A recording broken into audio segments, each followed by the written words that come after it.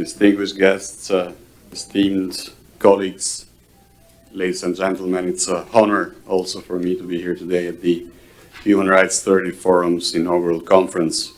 Albania's commitment to fostering equality, dignity, and respect for all individuals, regardless of their background, is deeply embedded in our history. This commitment stems from centuries-old traditions, the painful lessons learned from the dark years of dictatorship, but also our ongoing effort to become a respected member of the Euro-Atlantic community.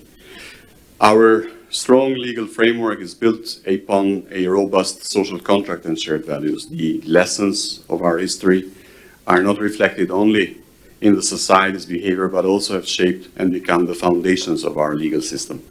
Combating discrimination and hate is firmly entrenched in the Constitution of the Republic of Albania, which guarantees the fundamental rights and freedoms for all individuals without any discrimination. In the Albania of today, no one is excluded or marginalized because of their race, ethnicity, gender, religion, beliefs, disability, sexual orientation, or gender identity.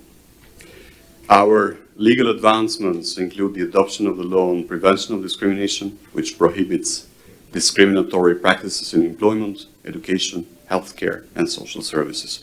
This law ensures that every individual, regardless of personal characteristics, has equal access to opportunities and resources.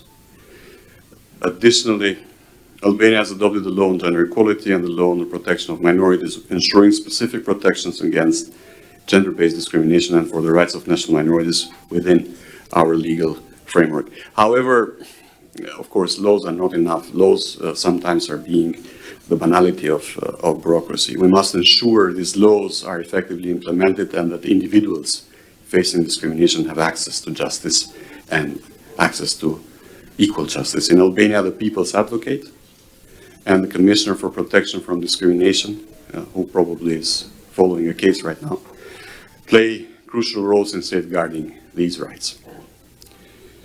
Dear friends, dear colleagues, hatred in all its forms is an enemy of social cohesion and human dignity. It turns groups against one another, undermining the very fabric of our societies. Hatred diverts good intentions, holds social, political, and economic development, and can reverse positive trends.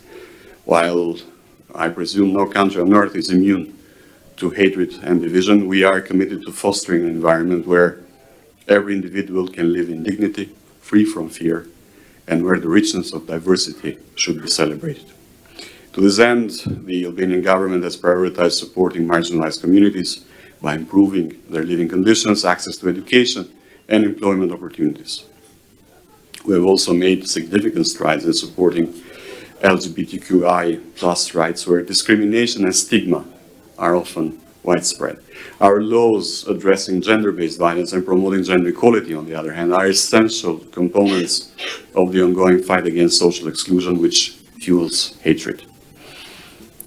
Let me also highlight the unique religious landscape of Albania, shaped by centuries of peaceful coexistence. What makes our history truly exceptional is not only the diversity of religious beliefs, but also the ability of Albanians to live together in harmony, respecting each person's right to freely practice their faith. Muslims, Sunnis, Orthodox Christians, Catholics, Bektashis, and other religious groups have historically lived side by side. And by embracing the differences, they continue to demonstrate a deep and enduring commitment to mutual respect. Equality can overcome extremism. This religious diversity is not a source of division in Albania. On the contrary, it's a source of strength. It's a model for how societies can foster religious harmony and peace by promoting interfaith dialogue, educating communities about the value of diversity and inclusivity, providing platforms for people to come together, and upholding the core values of respect and empathy. Every long journey starts with one step. Fighting hatred and discrimination begins in the family, schools, and in inclusive communities. We have also built our international obligations on these principles. As a member of the Council of Europe, the Human Rights Council of the United Nations, and a candidate country for the European Union, Albania is a steadfast country in its commitment to upholding international human rights standards, particularly the fundamental right to freedom and belief. Ladies and gentlemen, hate speech and discrimination are global challenges, and Albania's commitment to combating hate is equally international. It is a cornerstone of our regional cooperation, as we believe that facilitating reconciliation will enable a common future free of hope from the ghosts of the past. Our efforts extend to collaboration with international bodies aligning with EU standards on anti-discrimination, hate speech and minority rights as part of our European integration process. Albania has been negotiating the fundamentals with the European Union since October of the last year. We work closely with the Council of Europe and the Organization for Security and Cooperation in Europe to address these issues and promote tolerance while aligning our laws with international human rights treaties on hate speech, racism, and xenophobia. Albania has also ratified key international instruments shaping our national policies to ensure alignment with global standards, and in this regard, our role in the UN Human Rights Council has been crucial in advocating for the protection of fundamental rights worldwide, especially the right to freedom of religion and belief. Albania's chairpersonship of the Organization for Security and Cooperation in Europe marked an important milestone in our efforts, particularly in human rights, security and conflict resolution. During our term, we focused on several key initiatives with a notable impact, particularly in human rights and regional security. As a non-permanent member of the United Nations Security Council for 2022-23, we made the protection and promotion of human rights a priority, aligning our actions with a steadfast commitment to international justice and human dignity. And we continue this work within the United Nations, especially in our second term as a member of the UN Human Rights Council, where we continue to advocate for gender equality, minority rights, and the promotion of justice and accountability. Our priorities for this term in the Human Rights Council reflect a continued commitment to combating discrimination, hate speech, and all forms of hatred grounded in our values and aligned with European Union standards and international human rights frameworks.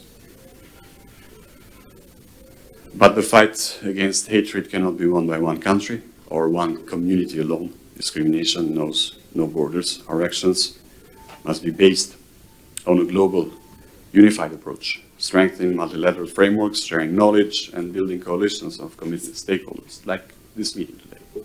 We need a more effective response to these challenges.